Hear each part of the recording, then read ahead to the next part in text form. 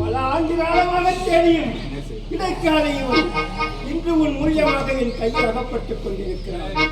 ஆனால் இவரை எப்படி அழைப்பது என்றே தெரியவில்லை. முகம் சிங்கமாகவும் உடல் நலமாக இருக்கிறார். இவரை நரசிங்கன் என்று நான் பேசிவிட்டேன்.